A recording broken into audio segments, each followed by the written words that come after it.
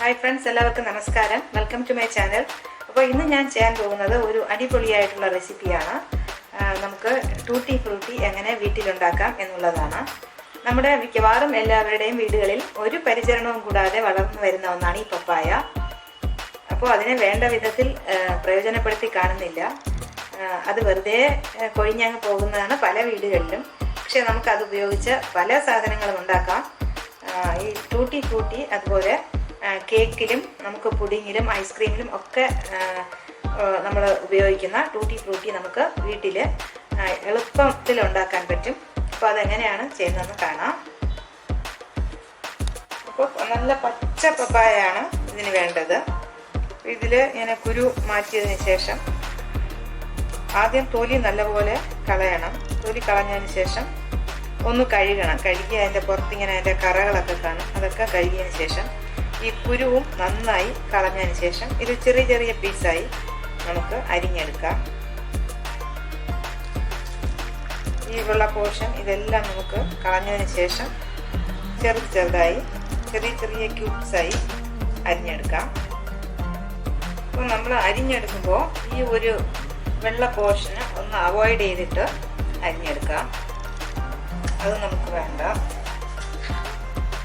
കളഞ്ഞതിന് ശേഷം ചെറിയ ചെറിയ പീസുകളായി മുറിച്ചെടുക്കാം.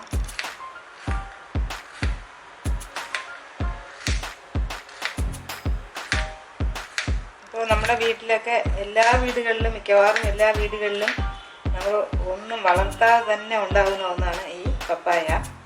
അപ്പോൾ അത് നമുക്ക് നന്നായി പ്രയോജനപ്പെടുത്താം. എല്ലാ കറികളും ഉണ്ടാക്കാം പപ്പായയിൽ. പിന്നെ ഈ നമ്മുടെ കേക്കിലും പുഡിങ്ങിലുമൊക്കെ നമ്മൾ ചേർക്കാൻ ഉപയോഗിക്കുന്ന ഈ ടൂട്ടി ഫ്രൂട്ടി അത് നമുക്ക് ഈസിയായി ആർട്ടിഫിഷ്യൽ കളറൊന്നും ചേർക്കാതെ നമുക്ക് നാച്ചുറൽ കളർ ഉപയോഗിച്ച് വീട്ടിൽ തന്നെ ഉണ്ടാക്കാം. ഒരിക്കൽ ഉണ്ടാക്കി നമ്മൾ സൂക്ഷിച്ചു കഴിഞ്ഞാൽ നമുക്കത് കുറേ ദിവസം ഉപയോഗിക്കാൻ പറ്റും. ഇതുപോലെ ചെറിയ പീസുകളായി മുറിച്ചെടുക്കാം. ഇതിവിടെ മുഴുവനും ഇതുപോലെ മുറിച്ചെടുത്തു. ഇനി അടുത്ത് നമുക്ക് എന്താണ് ചെയ്യുന്നത് നോക്കാം. ഇനി നമുക്ക് ഒരു പാത്രത്തിൽ ഒരു 6 കപ്പ് വെള്ളം, നമ്മുടെ മെഷറിംഗ് കപ്പിൽ ഒരു 6 കപ്പ് വെള്ളം തിളപ്പിക്കാൻ വെച്ചു. വെള്ളമൊക്കെ നന്നായിട്ട് തിളച്ചു. അപ്പോൾ നമുക്ക് ഈ അരിഞ്ഞു വെച്ച പപ്പായ ഇട്ട് കൊടുക്കാം.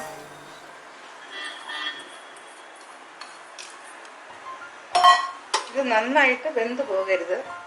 ഒരല്പം ഒന്ന് നമുക്ക് തിളപ്പിച്ചെടുത്താൽ മതി.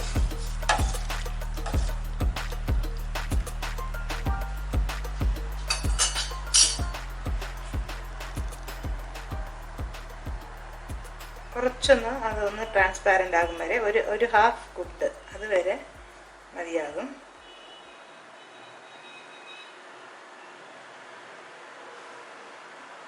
ഇപ്പോൾ ഇവിടെ വെള്ളം നല്ലപോലെ വെട്ടി തിളച്ചു.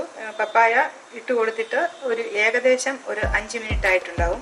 ഇനി നമുക്ക് തീ ഒന്ന് ഓഫ് ചെയ്ത് കൊടുക്കാം. എന്നിട്ട് ഈ വെള്ളം നമുക്ക് ഇതിനെ ഒന്ന് ഡ്രെയിൻ ചെയ്ത് എടുക്കണം.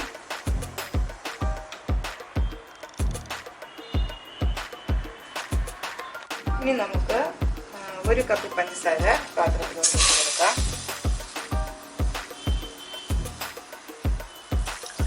വെള്ളവും ഒഴിച്ച് കൊടുക്കാം. 1.5 കപ്പ് വെള്ളം ഒഴിച്ച് കൊടുത്തു.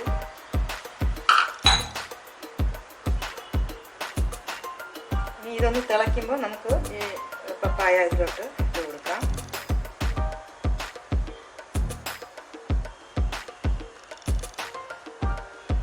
ഇപ്പോൾ 1 കപ്പ് പഞ്ചസാര 1.5 കപ്പ് വെള്ളവും ഒഴിച്ച് കൊടുത്തു. ഈ കപ്പിൽ 1 കപ്പ് പഞ്ചസാര 1.5 കപ്പ് വെള്ളവും ഒഴിച്ച് കൊടുത്തു. ഇനി നമ്മൾ അതിലേക്ക് ഈ വേവിച്ചെടുത്ത പപ്പായ ഇട്ട് കൊടുക്കാം.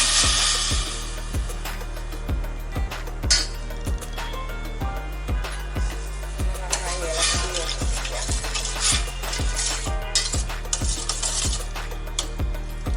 ഇതിനെ നന്നായി നമുക്കൊന്ന് തിളപ്പിച്ച് എടുക്കാം.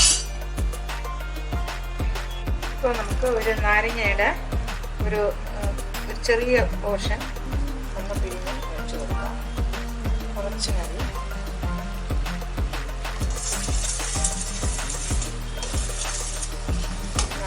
ഒന്ന് ഇളക്കി കൊടുക്കാം. ഇത് ഏകദേശം ആയിട്ടുണ്ട്.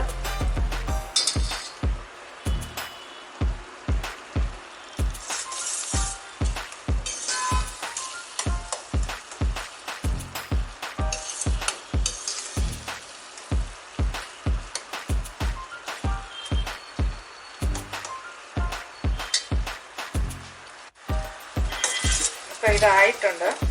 ഇനി ഞാൻ തീ ഓഫ് ചെയ്ത് കൊടുക്കും.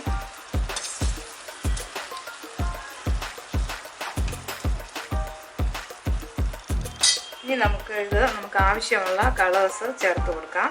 ഞാനിവിടെ നാച്ചുറൽ കളേഴ്സാണ് ഉപയോഗിക്കുന്നത്. നിങ്ങൾക്ക് നല്ല ഓർഗാനിക് ആർട്ടിഫിഷ്യൽ കളേഴ്സ് വേണമെങ്കിൽ ഉപയോഗിക്കാം. അപ്പോൾ അതിൽ നിന്ന് ഒരു ചെറിയ പോർഷൻ എടുത്തു ഇവിടെ. അതുപോലെ നമുക്ക് ബീറ്റ്റൂട്ട്, കുറച്ച് ഒരു കഷ്ണം ബീറ്റ്റൂട്ട്, ഒരു പകുതി ബീറ്റ്റൂട്ട് ഒന്ന് തിളപ്പിച്ചെടുത്തതാണ്. അപ്പോൾ ആ കളറൂടെ ചേർത്ത് കൊടുക്കാം. കളറൊക്കെ കൂടുതൽ വേണമെങ്കിൽ ഇത് തന്നെ നമുക്ക് കൂടുതൽ ചേർത്ത് കൊടുക്കാം. അപ്പോൾ ഇതിന് ദോഷമൊന്നും ഇല്ലാത്തതുകൊണ്ട് നമുക്ക് കൂടുതൽ ചേർത്താലും കുഴപ്പമില്ല. പക്ഷേ ആർട്ടിഫിഷ്യൽ കളേഴ്സാണ് ഉപയോഗിക്കുന്നതെങ്കിൽ 1-2 ഡ്രോപ്പ് മാത്രമേ ചേർക്കാൻ പാടുള്ളൂ.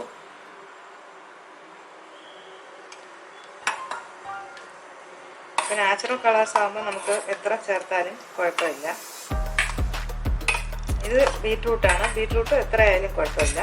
നിങ്ങൾക്ക് എത്ര കളർ വേണോ അത്രയും ചേർത്ത് കൊടുക്കാം. ഇനി വേറൊരു പോർഷനിൽ ഞാൻ ഇതുപോലെ ഒരു പോർഷനിൽ കുങ്കുമപ്പൂവ് വെള്ളത്തിൽ അലിയിച്ചെടുത്താണ്. അത് നമുക്ക് അതും ഇതുപോലെ ആവശ്യത്തിന് ചേർത്ത് കൊടുക്കാം. പിന്നെ മഞ്ഞൾ കലക്കി എടുത്തിട്ടുണ്ട്, അത് വേണമെങ്കിൽ അതും ചേർത്ത് കൊടുക്കാം. അപ്പോൾ ഇതൊക്കെ നാച്ചുറലായിട്ടുള്ള കളേഴ്സാണ്. അപ്പോൾ നിങ്ങൾക്ക് ചെറിയ നല്ല ഓർഗാനിക് ആയിട്ടുള്ള വേറെ കളേഴ്സ്, ഗ്രീനോ ഓറഞ്ചോ യെല്ലോയോ ഒക്കെ നല്ല ഫുഡ് കളേഴ്സ് വേണമെങ്കിൽ ഉപയോഗിക്കാം. അപ്പോൾ ഞാനിവിടെ ഇത് 3 കളർ ഉപയോഗിച്ച് ഇതുപോലെ എടുക്കാൻ പോകുന്നു. അപ്പോൾ ചെറിയ ഒരു നമുക്ക് ദോഷമില്ലാത്ത ഒരു കളർ കിട്ടും. നല്ല ഫുഡ് കളേഴ്സ് അവൈലബിൾ ആണ്, അത് വേണമെങ്കിൽ അതും ചേർത്ത് കൊടുക്കാം.